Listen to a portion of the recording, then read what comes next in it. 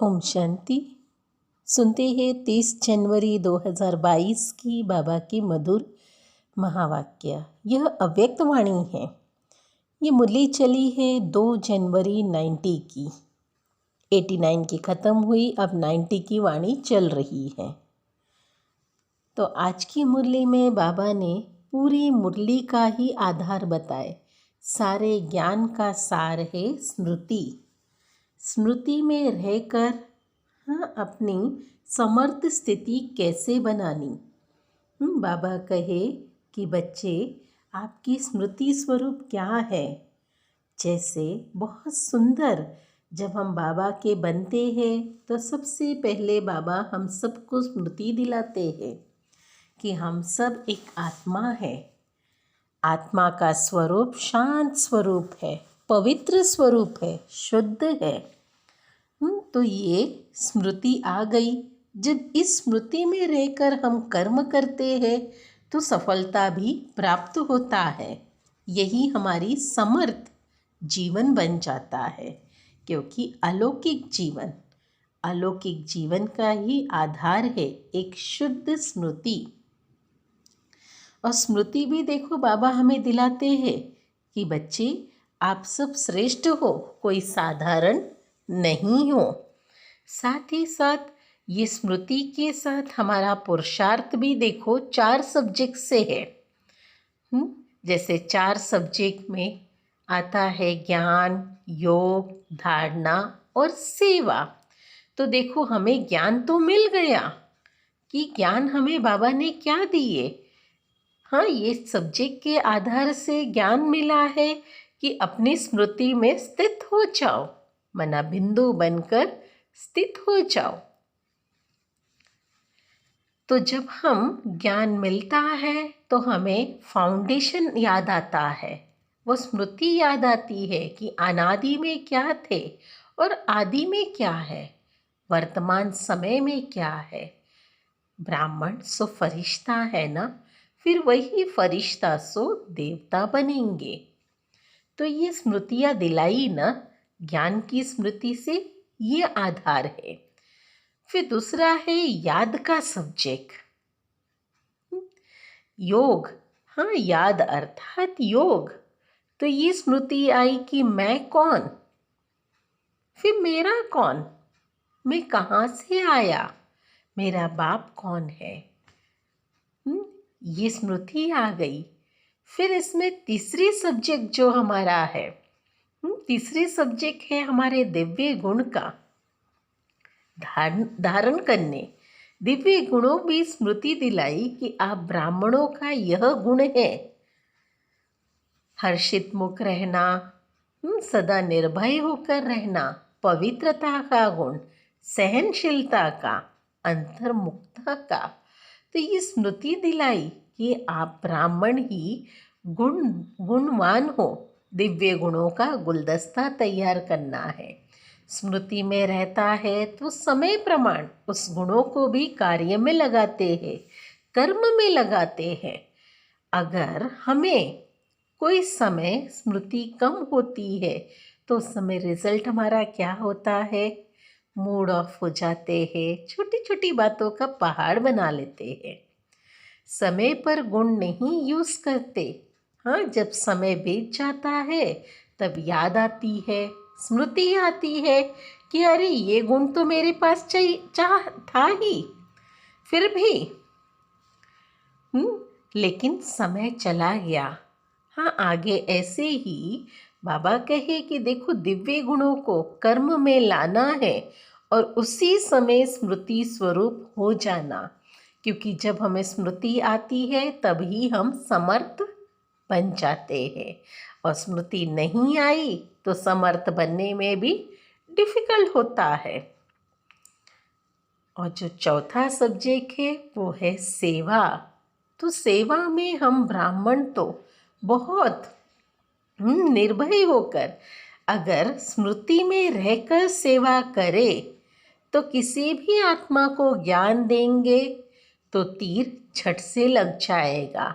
अगर स्मृति नहीं है कि मैं कौन हूँ तो सेवा करेंगे तो वो बोझ वाला लगेगा और वो बोझ हमें फिर ऊंचा उठने नहीं देगा। इसलिए बाबा कहे देखो ये चौथा सब्जेक्ट सेवा, इसमें भी हाँ स्मृति स्वरूप बनना है और साथ साथ ये भी याद रखना है कि मैं विश्व कल्याणकारी आत्मा हूँ, अर्थात निमित्त हूँ। भगवान ने मुझे चुना, मुझे निमित्त बनाया इस ईश्वरीय श्रेष्ठ कार्य के लिए। तो स्वयं की और बाबा की भी स्मृति याद आ जाती है। तो ये चारों ही सब्जेक्ट से मुख्य बाबा ने कहा, इसके साथ आपकी दृष्टि, वृत्ति और कृति, हाँ ये सब भी श्रेष्ठ हो, ये भी स्मृति में रहे कि हम क्या कर रहे हैं और हमारा फाउंडेशन क्या है। सारी स्थिति को ही फिर बदल देगा, क्योंकि मुख्य यही है। इसे हमें कार्य में लाकर सेवा में आगे बढ़ना है। और बाबा के सम्मुख उस समय दिल्ली वाले जोन भी आए थे। तो बाबा ने उन बच्चों को भी कहा कि आप सब परमात्मा की छत्र छाया में हो। छत्र छाया अर्थात सेफ रहते हैं ना। ऐसा तो नहीं कि बॉडी कॉन्शियस में रहते हैं, सोल कॉन्शियस में रहकर ही कार्य कर रहे हैं।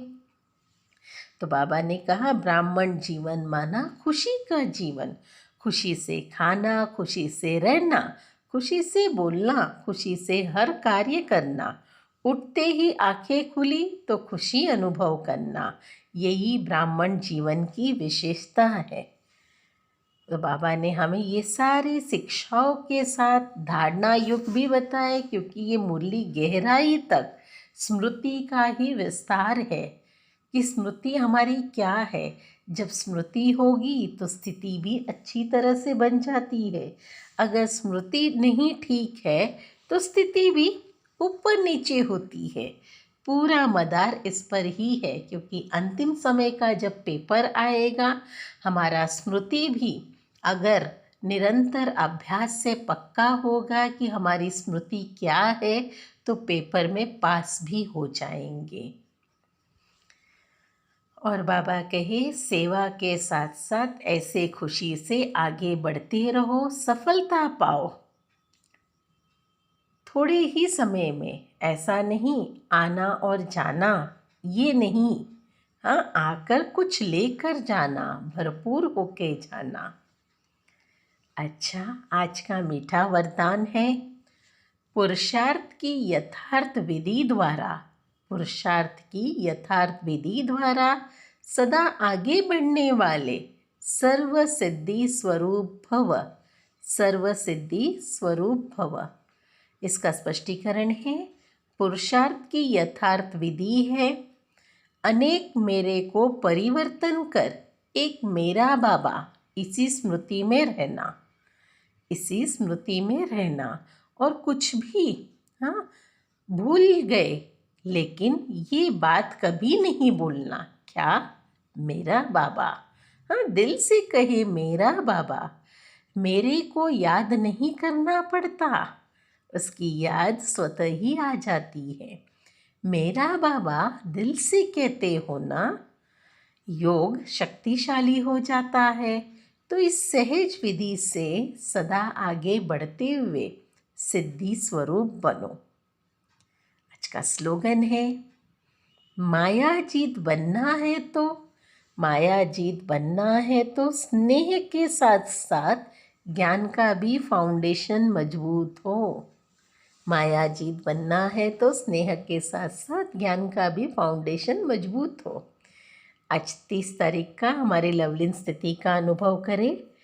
कर्म में वाणी में, संपर्क में व संबंध में लव और स्मृति की स्थिति में लवलीन रहना।